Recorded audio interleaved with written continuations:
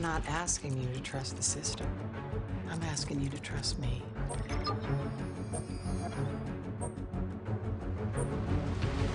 I'm Detective Benson. This is my partner, Detective Stabler. I've dedicated my life to helping victims. You're safe. I got you. So you're not giving up on us? Giving up? I'm just getting started.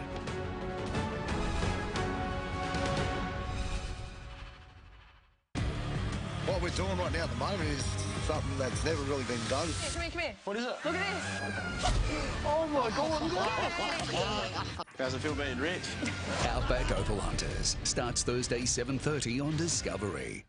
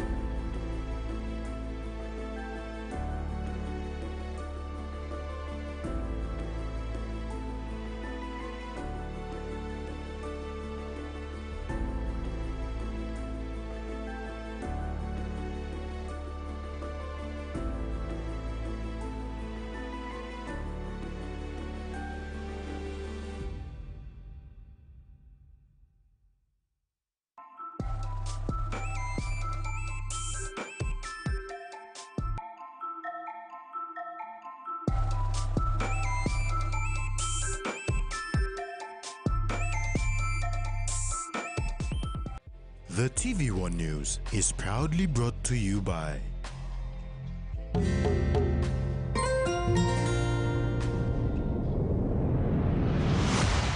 BSP, our bank, our people.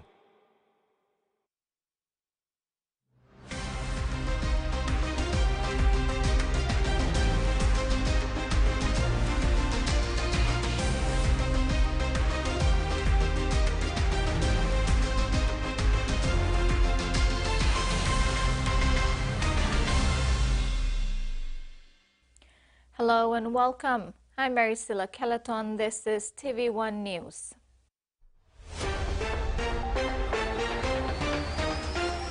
In this edition, PNG Power to be partially privatized. Crime prevention policy to address crime. And cricket PNG boss accused of financial mismanagement. Prime Minister James Marape announced in Sydney today that Cabinet has given its approval for PNG Power Limited to be partially privatized. The electricity sector in Papua New Guinea is characterized by very low access and unreliable and expensive service, according to a paper by Michael Kabuni, Stephen House, and Kintao Mambon. For the development policy blog, PNG is one of the least electrified countries in the world, with only 13% of the population having access to electricity. World Bank data for 2015 shows that PNG experienced an average of more than 40 blackouts per month that year, the third highest in the world. With the availability of these growling statistics, the national government has made a decision to improve PNG's energy sector. Prime Minister James Marape announced in Sydney today that Cabinet has given its approval for PNG Power Limited to be partially privatized. The Cabinet has already approved that PNG Power will be partially privatized. We're sick of this monster that continues to burden all of us and hold us down. It has continued to operate in a public service mindset for so long. The Cabinet has already decided that it must be partially privatized.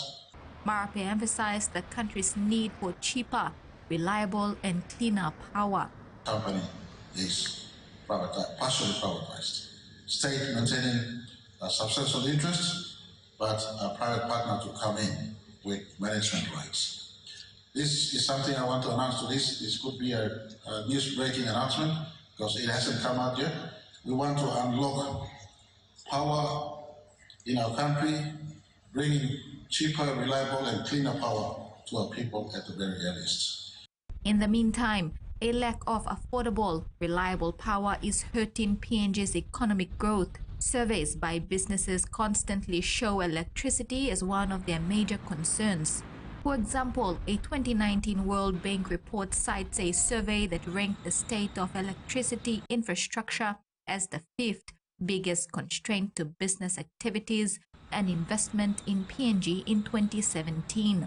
Small businesses are affected the most by problems with electricity access and constant blackouts. In a 2015 World Bank survey, 4.2% of all firms surveyed, but 11.5% of small businesses reported that electricity was their biggest obstacle.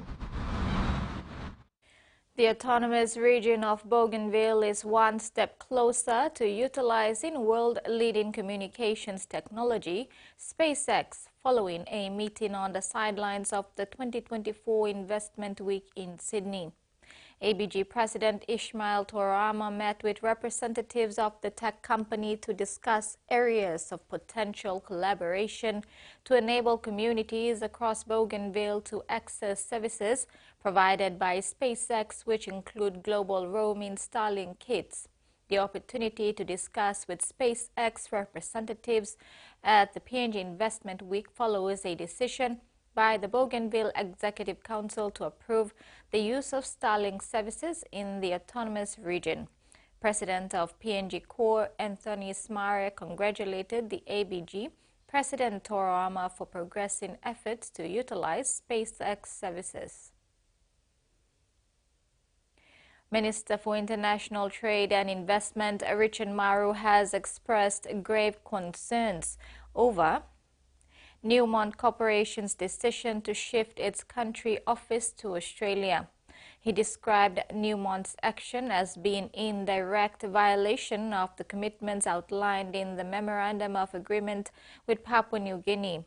However, Newmont Corporation cited structural organizational change as the reason for its relocation. The closure of Newmont PNG offices became a cause of concern for the Minister for International Trade and Investments, Richard Maru. Maru, in a statement, said one of the understanding reached on October 9, 2023, when acquiring Newcrest, was for Newmont's head office to be based in the country for mutual benefit, foster economic growth, and to uphold national interest. He said this agreement has now been undermined by Newmont. Maru is also concerned that Newmont Corporation has made its country manager role redundant in PNG and relocated its head office to Australia.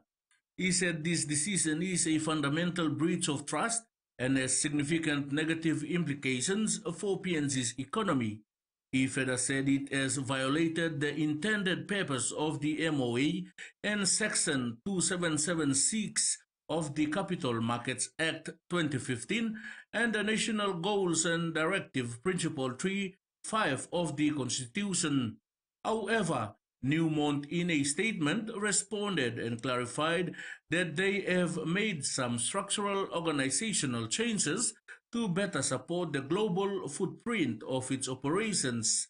Newmont stated that these changes will foster a clearer, more streamlined reporting structure to make their operations safer and more capable to manage the complexity of their portfolio. Newmont reiterated that its operations, commitments, and legal arrangements in PNG remain unchanged. The company further stated that they retain and will expand their office in Port Moresby and will continue to prioritize opportunities to maximize local employment, increase PNG company supply contracts, and boost training opportunities for Papua New Guineans. Freddie Moe, TVWAN News. The Royal Papua New Guinea Constabulary has terminated the appointments of over 400 police officers in the past 2 years. This move is part of an ongoing effort to remove personnel who are deemed incompetent, lack discipline, or are involved in corrupt or illegal activities. Minister for Police and Internal Security Peter Tsamalili Jr. announced this at the PNG Investment Conference in Sydney. The RPNGC has also implemented a zero-tolerance policy for alcohol and drug use among its personnel. Random drug and alcohol testing is now conducted for both police officers and civilian staff.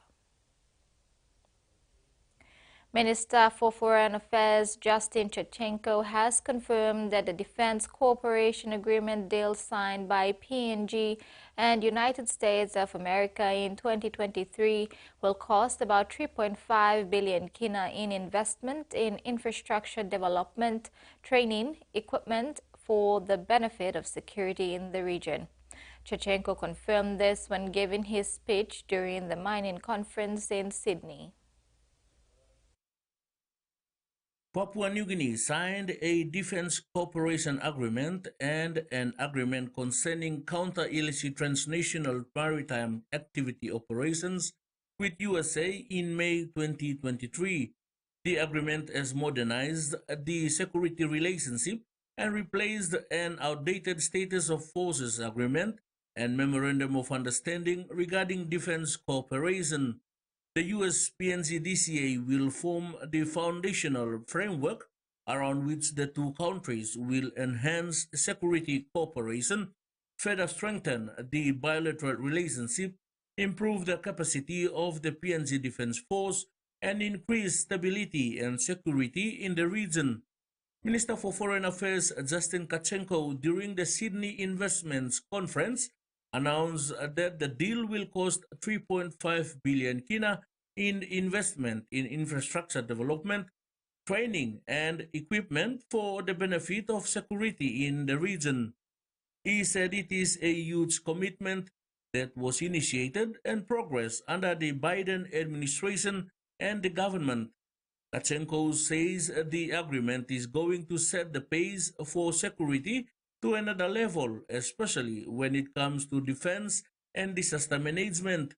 He said these agreements or cooperations are for the benefit of the region as well and not only PNG.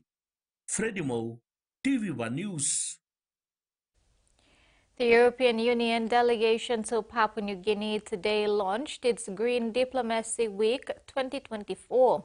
This is a three-day event dedicated to fostering local partnerships for sustainability, environmental protection, and climate action.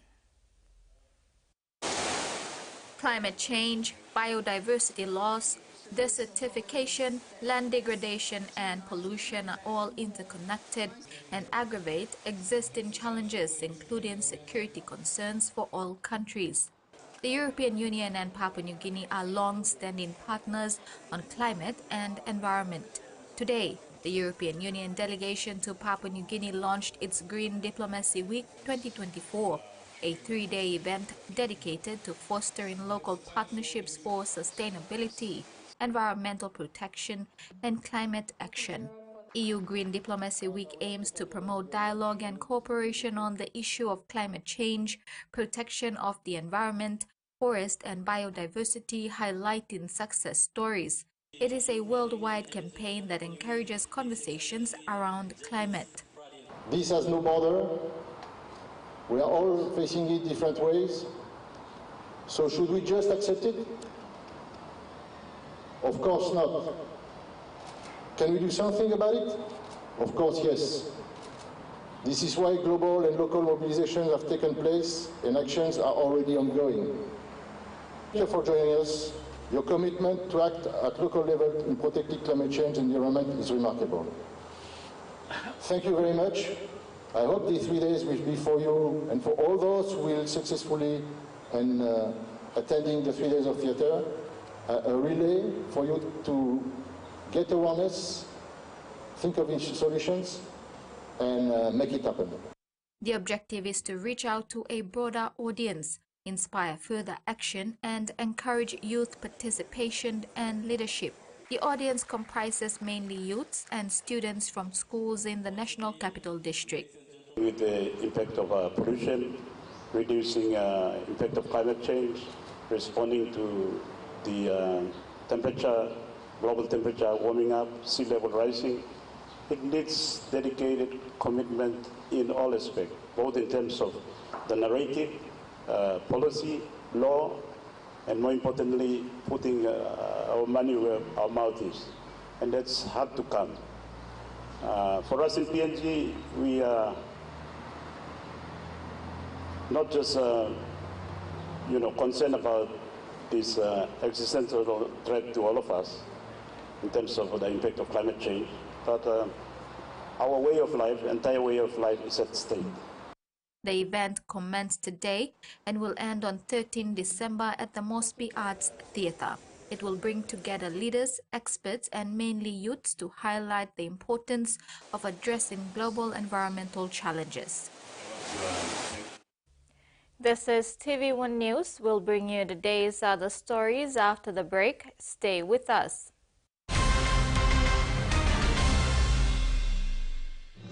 Experience a convenient and smarter way to do your banking with BSP Mobile Banking. You don't have to leave the office or your home to pay for bills. You can view your account balance, transfer funds, top up phone credits, or purchase easy pay units wherever you are.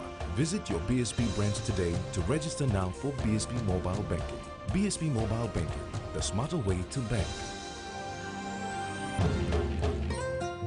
BSP, our bank, our people. Hiya, Mama. You wait then, but me add him special flavor. Put in more flavor, put in more taste. Magical karaoke, get up and big smile on face. Time for kimchi and a great fumu too. Sip, sip, the moo, yes, magic on you. Maggi, the taste PNG loves. Our journey starts with you. We'll be there from the start, right through to your life's adventures. We'll ensure comfort and make your safety our priority. We'll take you to memorable moments, no matter where it begins. And we'll get you there like we've always done. The 4th generation coaster bus, more than just a bus. He says the best Hunters players come from his region. So does she. But there's one thing that brings everyone together. SB Lager, Bougainville. Enjoy life when we work together, making happy memories that last forever. Hot in talk, young or old, a Scalrace family meal with home. We'll bring out the smiles, cause it's our favorite from us. Tennessee Cola, scale rice on scale price. Tennessee Cola, scale rice on scale price. Amber, you like it?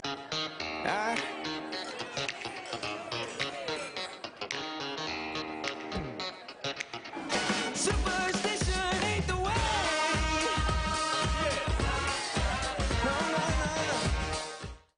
Yeah, I can't get a flight out until the day after Christmas, Mom. Everything is canceled. We'll just postpone Christmas till you get here.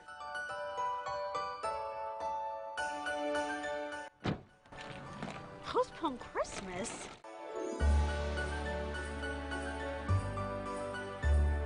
My car is stuck and, I have a flat. You've got 2 flats. Can you get me to Boston? Boston's a 6-hour drive in good weather.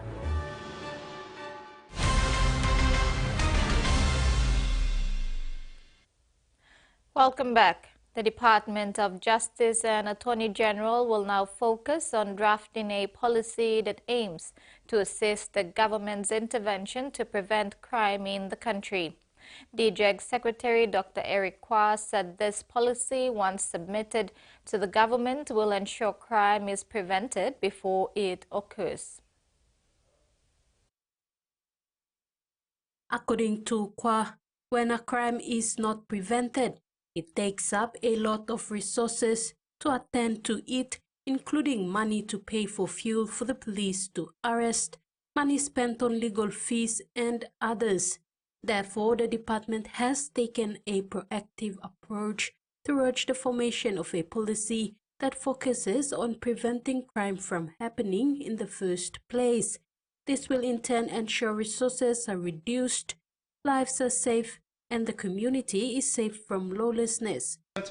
Is to prevent crime. Prevent it before it happens, because when it happens, it takes up a lot of resources. If you haven't realized, the whole state apparatus responds to a crime. And to respond to a crime, we spend so much money and so much resources. So the government has decided that we will now focus on preventing crime. Because once we prevent crime, then we reduce cost to managing that crime. And so, for example, if somebody commits a crime, a policeman goes and arrests. Policeman arrest, we're wasting fuel. We're taking his time. And then we involve the public solicitor. We involve the public prosecutor. We involve the court system. Now also approved at the sector, the law and justice sector policy that the minister has now signed off is now ready to go to the government. The focus of the new law and justice sector policy is crime prevention. Stopping problem before you start wasting resources and space. Just one plus criminal or two plus criminal, when a lot of people can be affected by crime prevention programs. Kwa said when a crime is prevented, the government will focus less on funding law enforcement agencies and will rather put more focus on funding other areas of development. The costs that are associated with a crime is so much that we can actually use to do other things, build bridges, schools, health services, and so the focus of the government is on crime prevention. Kwa added that the department is hopeful that once the policy is implemented, crime will be reduced. Tracy Pa, TV1 News. 13 Kina Bank staff proudly graduated from the bank's Emerging Leaders program today in Port Moresby. The staff are high-performing individuals within the bank who were selected from a cross-section of the bank to undergo a one-year leadership development program facilitated in partnership with the University of Tasmania in Australia.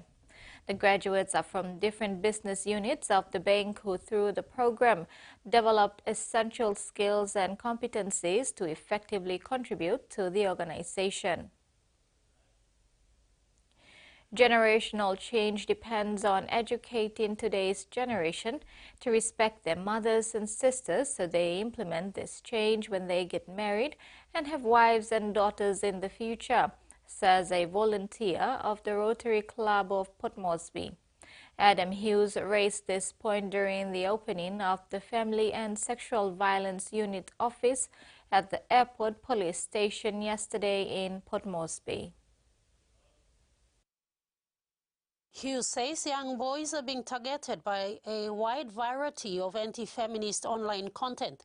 As it stands, 1 in 4 teenage boys look up to social media personalities who perpetuate harmful gender stereotypes and condone violence against women.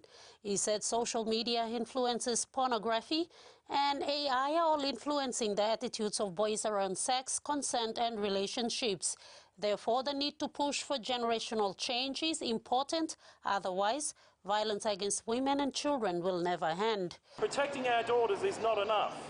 Generational change depends on educating our sons. Our young boys are being targeted by a wide variety of misogynistic online content. He acknowledged those men who have already stepped up and who are working with them to lead a change that is needed. If we're going to get anywhere, we need the whole community, including men, to step up. Of course, I acknowledge the men who've already stepped up and who are working with us to lead the change that is needed. Hughes added that violence against women and children is a national priority. It requires the efforts of both the government and the community to work together and create change with the ultimate goal of ending violence against women and children in the country.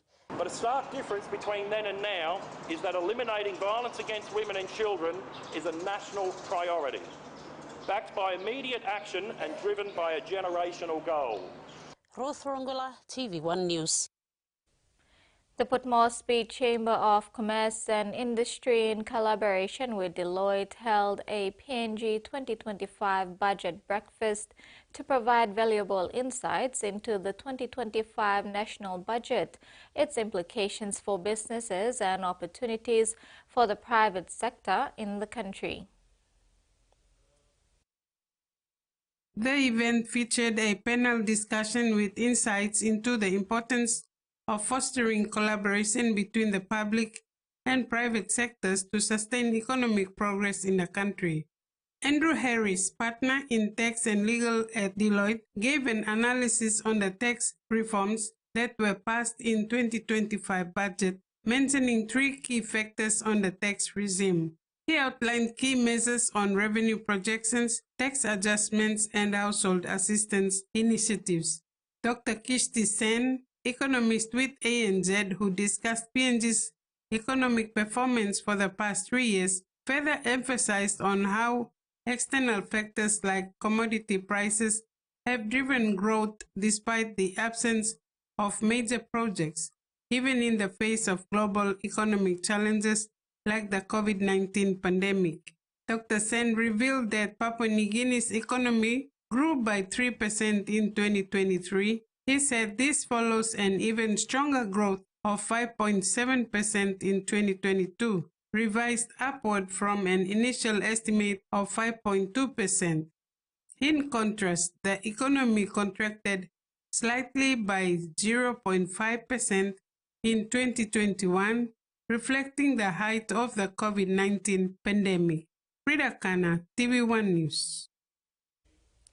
The Global Partnership for Education, Newmont Corporation, and Save the Children celebrated the achievements of 19 dedicated female students graduating under the Boosting Education Standards Together PNG program at the St. Peter Channel Catholic College in Kokopo, East New Britain on the 6th of December. This initiative focuses on strengthening teacher capacity and increasing the number of female educators in science and mathematics in the country. The BEST PNG program, supported by the Global Partnership for Education and implemented through the National Department of Education, would Save the Children, serving as the grant agent, provides scholarships to aspiring teachers across 3 premier teacher training institutions. They are St. Peter Channel Catholic College, the University of Goroka, and the Pacific Adventist University. In November, a total of 68 men and women celebrated the successful completion of the advanced category of their adult literacy program within the villages of Subu, Poroi, and Kaivaria in Baimuru local level government in the Kikori district. Gulf province faces significant educational challenges, and with the lack of teachers in rural remote schools a growing concern, it is Papua LNG Project's aim, through the partnership with National Volunteer Service, to see quality education become accessible by providing support to volunteer teachers in the form of wages, logistics, and encouraging a change in the perspective. The National Volunteer Service is an organization that provides opportunities for individuals and groups to extend voluntary services across all sectors in the implementation of social welfare and development programs across all sectors. Participants were grateful for this program.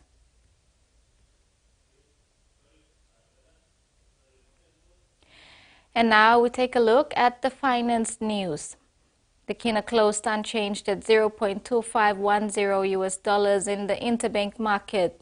At Bank South Pacific, our Kina was buying $0.2435 US, $0.3791 Australian dollars, $0.2239 euro, and 36.69 Japanese yen.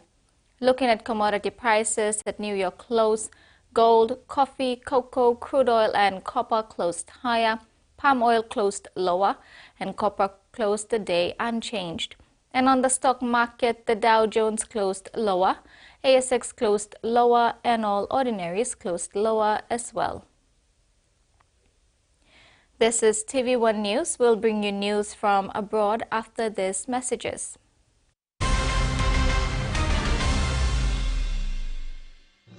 Experience a convenient and smarter way to do your banking with BSP Mobile Banking. You don't have to leave the office or your home to pay for bills. You can view your account balance, transfer funds, top up phone credits, or purchase EasyPay units wherever you are. Visit your BSP branch today to register now for BSP Mobile Banking. BSP Mobile Banking, the smarter way to bank. BSP, our bank, our people. A true champion is measured by their courage, their determination, and their passion to never give up and to always keep trying.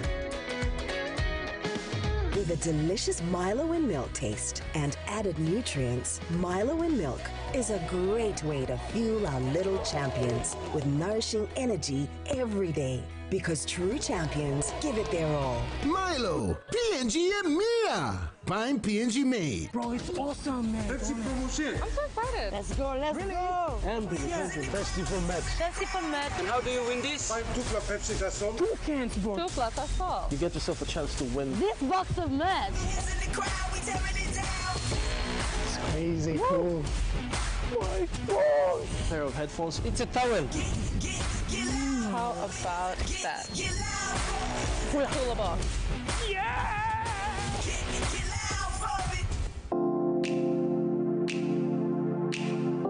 A warm Christmas and New Year's greetings to our valued guests. Thank you for choosing Cedar Bay Hotel during your time in Maros Province. We wish you a joyful Christmas and a new year filled with happiness, health, and special moments with your loved ones. Merry Christmas and a Happy New Year. With gratitude, the management team of Cedar Bay Hotel in partnership with Tuscan Group Limited.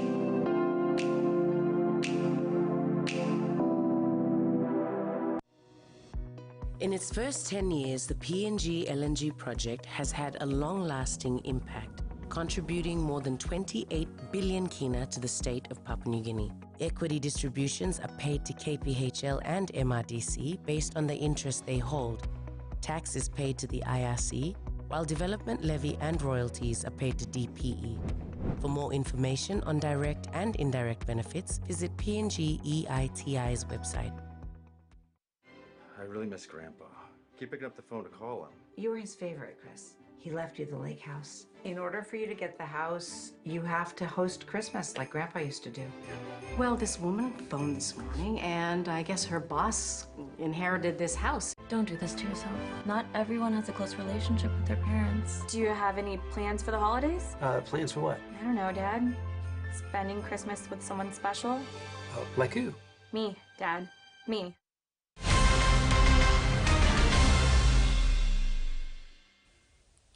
Welcome back. In news abroad, artificial intelligence is now being used at a Queensland public pool to help keep swimmers safe. It's the first time the technology has been used in the state. As the weather heats up, Australians are hitting the beach and their local pools. Lifeguards performed nearly 8,000 rescues at public pools last year. In the 12 months to June, 323 people died in waterways around the country. That alarming statistic has prompted a public pool at Logan, south of Brisbane, to trial AI technology. It helps shorten that time window and get that life-saving response to the person, in theory, quicker. The pool will be monitored by cameras, which then send an alert to a smartwatch worn by a lifeguard if the AI software picks up signs of someone in distress. It's hoped it'll prevent tragedies like the drowning of a 3-year-old girl at a council pool in 2016. Witnesses said that they saw her with her parents only moments before she entered the water. If we had technology like this, it could have saved her life. While the cameras are already keeping swimmers here at this pool in Logan safe, the developer behind the technology says it could soon be rolling out to more locations across Queensland. It's a tool for lifeguards, it's not replacing lifeguards. It could even one day be available for backyard pools. We need to refine our system, we need to make sure that it does the job that we need it to do right now, but where it's headed, it is amazing. Swimming towards safer pools. Aboriginal men in Alice Springs have taken to the streets to call for an end to domestic violence in the Northern Territory. The men echoed calls from a landmark coronial inquest into the domestic violence deaths of 4 Aboriginal women for needs-based funding and more programs for men's behavioral change. Chief Minister Leah Finocchiaro has said her government is yet to decide how $180 million in funding for the sector will be allocated. Walking together towards a better future. The Nginja Men's March through Alice Springs, taking a powerful stand against domestic violence. As men, why aren't we saying something? Holding each other accountable and saying, your behaviour is unacceptable. Organised by local Indigenous men, it follows a landmark coronial inquest into the domestic violence deaths of 4 Aboriginal women in the NT, where the rate of intimate partner homicide is 7 times the national average. The light has to come on to hurting our sisters, our partners, our nanas, our aunties. The local land council joined the march, repeating calls for needs-based funding for prevention and support services, and increased investment in men's healing programs to break cycles of violence. The CLC chair sharing his own story. It was 30 years ago, 1994. I hit my wife, and I did some time in that old cell. Urging other men who have perpetrated violence to change. We've got to look after our family, our women. In the wake of the inquest, the coroner has urged the NT government to immediately release $180 million in domestic, family and sexual violence funding promised prior to the August election. But NT Chief Minister Leah Finocchiaro says her government is yet to decide where this funding will be allocated. However, march organisers say men must also play a key role in ending domestic violence. It's not our women's issue, it's our issue. It's about breaking down our vulnerabilities and start opening up and working on ourselves. Taking strong steps towards change. The Prime Minister has pledged financial support to help rebuild a synagogue in Melbourne that was the scene of Friday's arson attack. Anthony Albanese was heckled during the at times chaotic visit. Arson attack in the heart of Melbourne's Jewish community. Thank you so much. The Prime Minister welcomed at a place of worship. You were inside. Just terrific. Why were you here at that time in the morning? Anthony Albanese seeing the damage firsthand, joined by community leaders and Labor MP Josh Burns, himself the target of anti-Semitic attacks, vowing to help rebuild the synagogue after yesterday announcing an Australian Federal Police anti-Semitism task force. This arson attack is an act of terrorism. It was fuelled by anti-Semitism and it was stoked by hatred. Amazing to see the Prime Minister standing with us, and we're very grateful. But there were some frustrations on display. As the PM left, his brief words not enough for some in the surrounding crowd. The Prime Minister condemned calls for intifada against Jews. Quickly ushered into his waiting car. Why is the Prime Minister such a coward?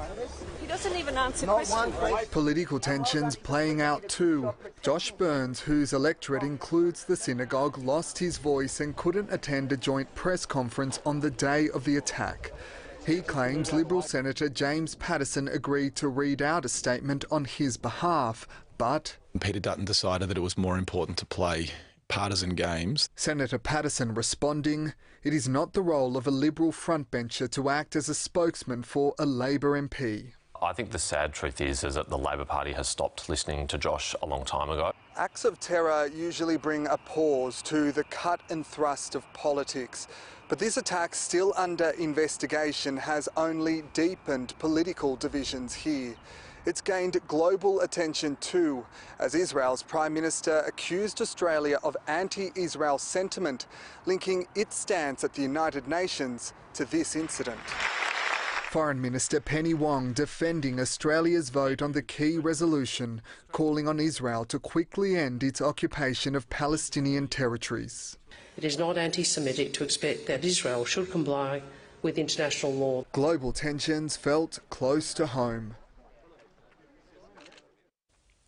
A woman and first-time mother alleged body shaming by medical staff led to severe anxiety and a traumatic birth. When Emily first found out she was pregnant, it was one of the happiest times of her life, but it ended up being one of the worst. I wasn't expecting to be treated so poorly and made to feel like not only a terrible mother, but also just like this horrible, disgusting, like gross woman for having a baby. As a size 14 to 16, she considers herself an average-sized Australian woman.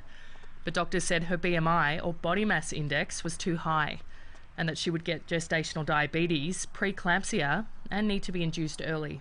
Because of the way that she treated me in terms of talking about the risks and essentially implying that they would inevitably happen to me, I considered an abortion and terminating the pregnancy. She's now taking legal action, claiming mistreatment for the duration of her pregnancy contributed to a traumatic birth and near-death experience. The ABC has heard from more than 100 women who have faced weight stigma in medical settings. Every woman felt judged by the size of their body and the standard of care they received as a result. A comment from her midwife left Ballarat naturopath Louise Cork in tears during her second pregnancy. You can't feel your baby move because you're too overweight, you're fat. I left that hospital that day crying and made to feel like I was failing my baby. When you walk through the doctor's door, your weight or your BMI is the least interesting thing about you. Dr Fiona Willer says BMI is an outdated measuring tool. Because that doctor can order more investigations to actually find out what you as a person rather than you as a risk category have potentially in store for you. The Australian Medical Association didn't answer questions from the ABC specifically about weight shaming in medical settings, but says obesity is a very important health issue that needs to be tackled. And that ends the news segment. Join me at the sports desk for your news and sport after the break. Oh, it's awesome, man. Pepsi promotion. I'm so excited. Let's go, let's go. And Pepsi for match. Pepsi for match. And how do you win this? 2 Pepsi, that's all. 2 cans, bro. 2 plus, that's all. You get yourself a chance to win This box of match. It's crazy cool. My God. Pair of headphones. It's a towel. How about that? Cooler box. Yeah! In its first 10 years, the PNG LNG project has had a long-lasting impact, contributing more than 28 billion kina to the state of Papua New Guinea. Equity distributions are paid to KPHL and MRDC based on the interest they hold. Tax is paid to the IRC, while development levy and royalties are paid to DPE. For more information on direct and indirect benefits, visit PNG EITI's website.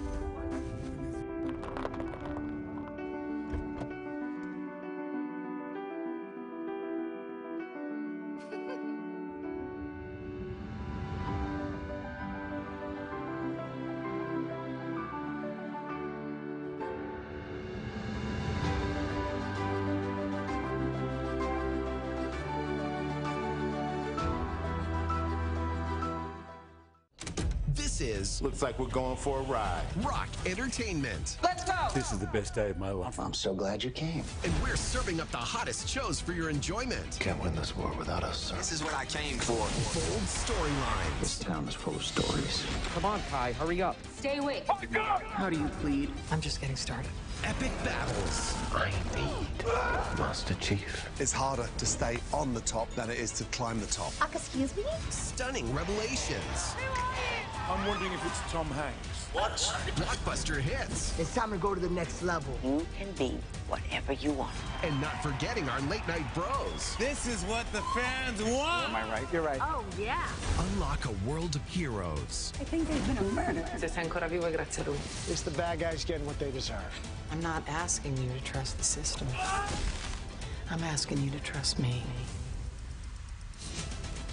On Rock Entertainment.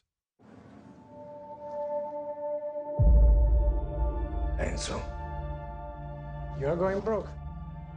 How? You spend more than you make. So what do I do? Win the Mille Miglia, Enzo. Or you are out of business. Go beat the hell out of them.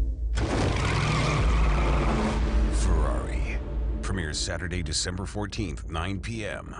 on HBO.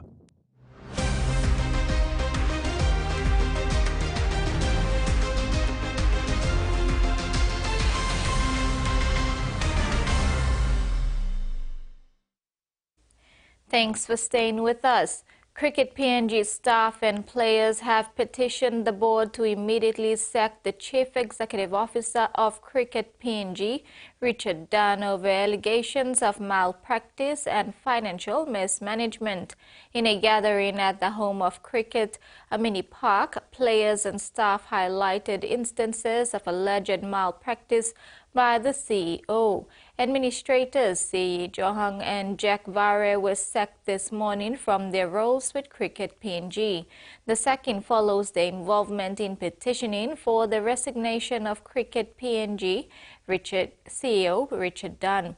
Johang, who is a physiotherapist with the Cricket PNG, alleged that Dunn has been unprofessional in his role as the CEO, denying players, administrators and technical staff their benefits through malpractices and financial mismanagement. Over 700 young rugby league boys and girls of the PNG NRL Bid Academy learned about healthy and respectful relationships, harnessing positive behavior at school and driving gender equality in a nationwide program this week. The program is the first structured rugby league pathways program run across the country. A key element of being part of the PNG NRL Bid Academy is attending school, underpinning the important link between education and sports. The program of activities was delivered by the NRL in PNG and funded by the Australian government, established to identify and coach the next generation of talented rugby league players in the country. It delivers a 22-week Australian model program combining rugby league training and life skills modules in 6 locations across Papua New Guinea for male and female players. The life skills are being delivered in Central, Goroka, Kokopo, Lae, Mount Hagen and NCD. Male academy players in the age groups of under 15, 17 and under 19, along with female players in the under 18 age group, will also attend the Voice Against Violence and Power Mary activities run in partnership with NRL in PNG, another Australian government-supported initiative. PNG NRL Bid Coaching and Pathways Manager Joe Grimmer says these sessions are very important for the young players to complement what they are learning on the rugby league field. The academy aims to create better people, not just better players, and so learning about relationships, the treatment of women, and preventing violence is a big part of the program. Susan Oriape, TV1 Sports. The OFC Men's Champions League 2025 draw was announced today in Auckland, New Zealand. 3 teams will contest the OFC Men's Champions League qualifying 2025 tournament, which will be held in the Cook Islands from February 8 to 14. Royal Puma FC of American Samoa, Vaipuna SC of Samoa, and Tupapa Marae-Renga FC of Cook Islands. With the draws confirmed for the OFC Men's Champions League, Papua New Guinea is placed in Pool B, alongside Solomon Islands, Vanuatu, and the OFC qualifying winner representatives. In Pool A are New Zealand, Tahiti, New Caledonia, and Fiji. The winner will advance to the OFC Men's Champions League 2025, which will take place in the Solomon Islands from March 30 to April 20. The 2024 to 2025 Kafana Off-Season Rugby League in Eastern Highlands Province officially kicked off at Kafana Field under the theme Say No to Violence, Drugs and Alcohol. This team underscores the league's mission to promote positive values and community development through sport. 18 teams from the surrounding communities and villages have registered to compete in the season, which will run across the male, female and under-16 divisions. The inclusivity of the competition aims to encourage broader participation and provide a platform for young talent. The launch event was attended by several prominent figures, including Highlands Regional Confederate Development Officer James Kundi, who had the honor of cutting the ribbon and officiating the opening kick. Kundi was accompanied by Jeremiah Konisimo, the league's patron and sponsor. Other notable guests included the Eastern Highlands Schools Rugby League Coordinator, Sipa Osipa, representatives from Eastern Highlands Provincial Governor Simon Sears' office, and community leaders.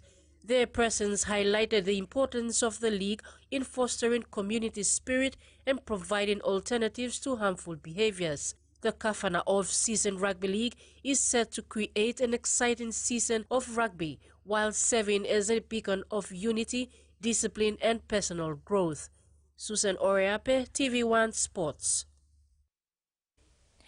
That ends the sports segment. We now have the weather forecast.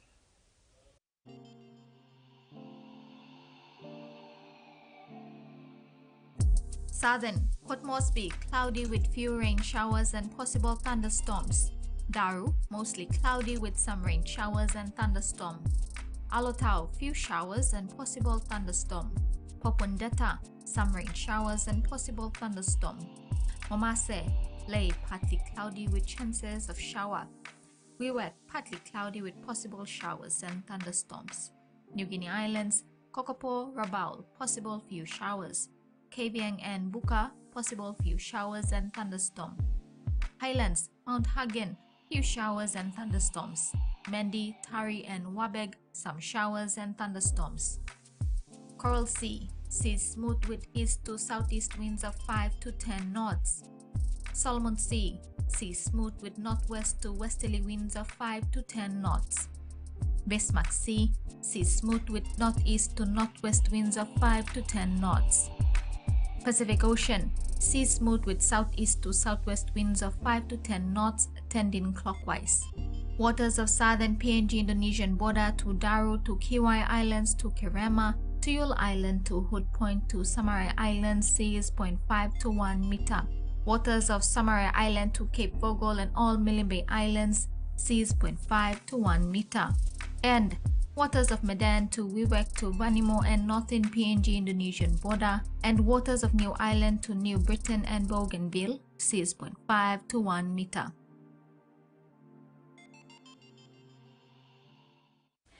We've now come to the end of another edition of the TV1 News. Have a pleasant evening. Bye for now.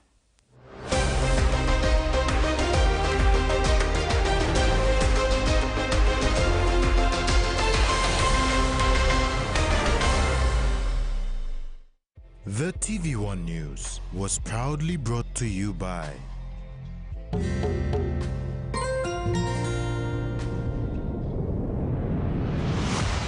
BSP, our bank, our people.